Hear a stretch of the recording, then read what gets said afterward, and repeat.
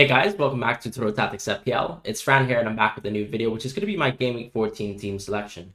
As you guys know, with the transfer plans that I outlined in Game Week 13, I did choose the option to take a hit, and therefore, obviously, my Game Week suffered immensely. I also made a last-minute captaincy swap towards Salah because of the early news that we got over Darwin. Darwin not starting meant that Salah would probably play within that kind of 4-4-2 formation, which we expected, allowing him to play in a central position versus Nottingham Forest.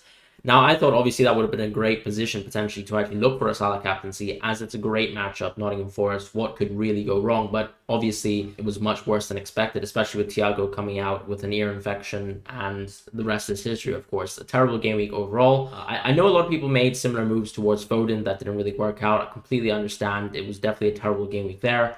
Potentially, of course, once again, it was a simple move last week where most of the defenders that we were looking to move into actually had better gains, even though we usually associate midfielders or even forwards with having more short-term upside. Players like Ben White, players like Zuma did actually do extremely well.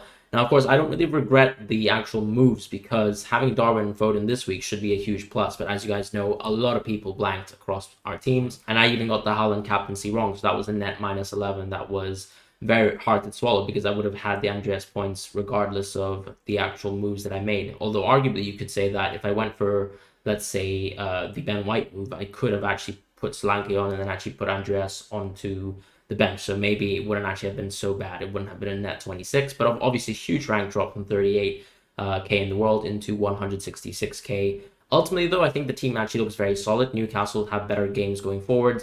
Zaha is an interesting pressing point to think about, him blanking the Everton fixture, also because Crystal Palace really were decimated in that game. So that's an interesting kind of thing to think about. Arsenal also coming off the back of a loss to PSV in 2-0 in the Europa League also means that they might have to send a full-strength side before they actually head towards that Chelsea match. So that could mean that Arsenal team is going to be very, very tired when they head towards Stamford Bridge. So that's another thing to think about there too. But I still think that the immediate moves for me are to think about going for either an Arsenal defender or an Arsenal midfielder, just because the matchup at Nottingham Forest is still something that we should target. I don't think that kind of blip versus Liverpool was anything to suggest that Nottingham Forest are a much better team. Ultimately, Liverpool still were able to create consistent chances, not necessarily in open play, mostly through set pieces, which is, I think, rather dismaying, obviously, for Jurgen Klopp. But for the purposes of our FPL teams, we know Arsenal is a much more solid team when they're playing with their front 11. So that brings a lot of confidence for me as a manager looking towards a Arsenal asset. So moving on to my Game Week 14 team selection, the moves that I've actually chosen to do are towards an Arsenal midfielder, and you can see that's why I have a triple Newcastle defense once again. I still think this is a fantastic matchup. Just quickly going over Newcastle versus Aston Villa. Yes, of course, it looks a little bit worse on paper now because Aston Villa absolutely blew apart Brentford 4-0. But you have to consider that this Newcastle team have been extremely great from a defensive point of view as of late, getting clean sheets away from home, such as in Old Trafford, a feat that not many teams have done this season. Obviously, some refereeing decisions did go their way or even against their way when you look at the Tottenham game and compare it in contrast to the Man United game. But still, they've been able to actually keep the score sheet very, very low. And I would say still they look like one of the top defenses. Arguably, one of the interesting things about Newcastle is that their attack and their underlying numbers from the attacking point of view actually suggest that we should probably invest more towards their attack. And I don't really have the scope towards doing that in the future, just because that's a 2 transfer move, right? For me, I have to move out of Schär, then move into someone like Almiron, who probably looks like the best midfielder to take, especially on a World Cup wildcard. But for now, I don't really think I can actually squeeze him into my team. So if you are in the position to move into a Newcastle player, I do think that it's actually quite tempting to go into someone like an Almiron if you have scope for that. However, if you are looking towards keeping a Newcastle defense or think about whether you should field them because of Aston Villa's kind of resurgence in form, I would still say I'd be quite happy to back this Newcastle defense this week. They have shown to be very resilient, and I'm very happy to back them for now. I still see myself moving potentially out of Schär, just because I think Brighton actually have 2 better fixtures when it comes to 15 and 16. But for now, Aston Villa at home, still a great game to keep them over. Cancelo, of course, is someone that we want to keep. We did hear about a sort of feverish news from Cancelo, and potentially there's a sort of illness or sickness going around this Man City squad, but I don't really think that will stop him from playing. Even if he doesn't play, I do have Webster coming off from the bench. Webster will be my first player off the bench, and the reason why I've opted to go for Webster on first bench is because I still think that this Chelsea team haven't really stepped up when it comes to actually creating goal-scoring opportunities. They have actually undershot their expectations so far, and even when it comes to expected goals, it really hasn't been that high under Potter so far. So I still think that this Chelsea team is still a work in progress, and we can see that because Potter has been testing a lot of formations and different lineups of players, giving people the opportunities, and we can see someone like Sterling suffering as a result.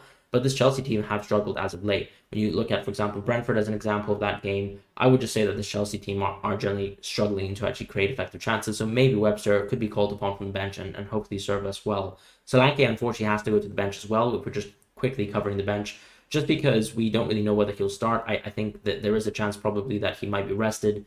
It might be seen as a game that Bournemouth might not be able to get points away from, but I still think that they play a very, very defensive way around Tottenham. And I can see a lot of people bring in Kane for this week or even captaining Kane because of the Erling Haaland news. But for me personally, I would just probably keep Solanke at the bench because he just has great fixtures in the next 2 weeks. And I actually have very, very good players this week when it comes to fixtures. So moving into the midfield. So the transfer I'm going to make is actually going to be Saka in for Zaha. And the reason why we've done that is because I actually think that this Crystal Palace team have actually probably dropped off when it comes to their actual production as of late, specifically around how much of a talisman Zaha is. I do think you're actually finding that Edouard and even Eze and even Olise are getting increasingly involved.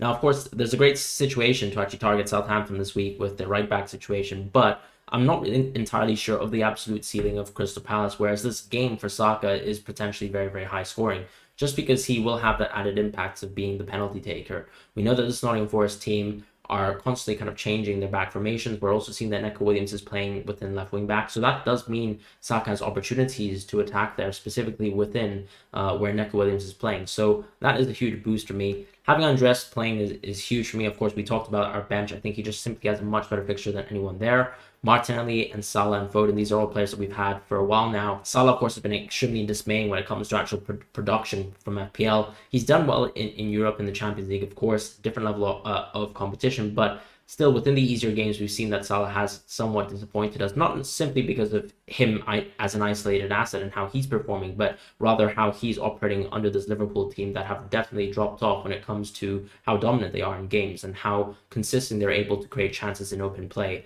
Specifically with some of the key injuries that they have, let's say when Thiago's out, etc., etc. So this week, I still think that there's still a great shout to actually go for the Salah captaincy because the Leeds team are still in search of a win. And we have actually seen that this Leeds team are very, very easily giving away goals to opposing teams. So I do think this is a good opportunity to bank on a potential Salah captaincy if you are to believe that Erling Haaland isn't able to play. Based on Pep's comments, of course, we don't really know whether that's the case, but I still think Salah is someone I'm happy to in this game.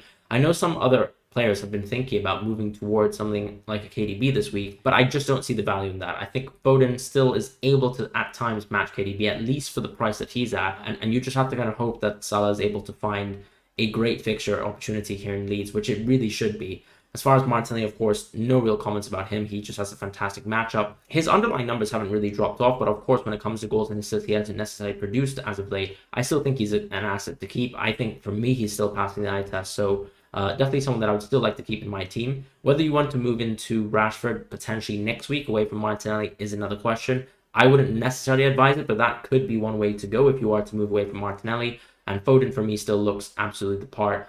Clearly still a star in this team and a starter as well for most matches. We do know that there's going to be the occasional rest. He had it last week, so hopefully he's not going to have it up until the end of the World Cup. That's at least my thoughts when it comes down to when you see, for example, in the KDB game earlier in the season when he was rested versus Aston Villa, Pep can't really play someone consistently. And we've only seen really Haaland start every single game week in, week out. So that's kind of the situation there, alongside with Rodri sometimes, who usually doesn't get rested, specifically because of the Phillips injury.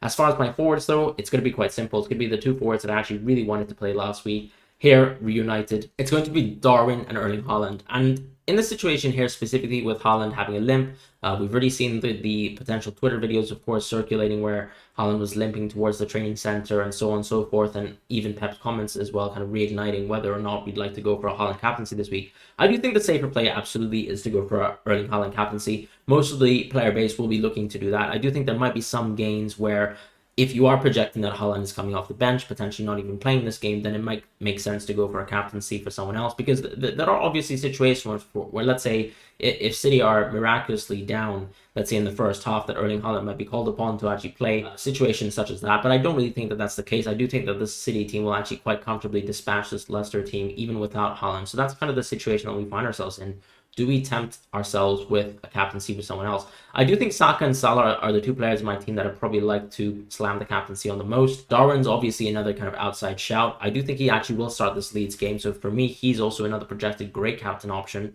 Whether actually captain Darwin over Salah is another question. I do think Saka actually, in terms of actual form, is probably the player that you'd like to bank on the most here. He actually has the easiest matchup. He has the penalties. He also has form going through being one of Arsenal's leading goal scorers so far in the Premier League. So this is the situation as it stands, where I think the captaincy can be put on 2 to 3 players this week. If you own Kane, for example, perfect captaincy option there too. I wouldn't necessarily go for a Cancelo captaincy option. De Bruyne's obviously an option there too if you have opted for De Bruyne in your team. But that's kind of the situation. I still think the safe captaincy is on Haaland. I myself, I'm going to be putting the captaincy on Salah and putting the vice captaincy on Saka. I might change my mind on the deadline stream, but that really has to be based on any kind of last minute gut feels I have. Might swap towards Darwin, but that's going to be my thoughts for this week. So thank you guys so much for watching, and I'll see you guys very, very shortly.